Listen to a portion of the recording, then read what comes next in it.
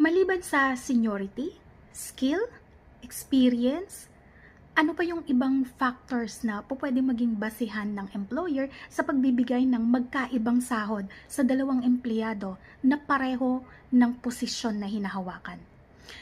Alam niyo po bang pwedeng gawing pamantayan yung attendance para i-determine ng management yung magkaibang sahod ng dalawang empleyado kahit na pareho yung posisyon na kanilang hawak? Attendance, pwede rin yung physical fitness. Pwede po yung maging factors para gawing pamantayan ng employer sa pagbibigay ng magkaibang sahod sa dalawang empleyado na pareho ang position. Okay, so yun lamang po yung mga maibabahagi natin tungkol sa wage distortion. Kung meron pa po kayong ibang katanungan, pwede po ninyong i-comment and then sasagutin natin.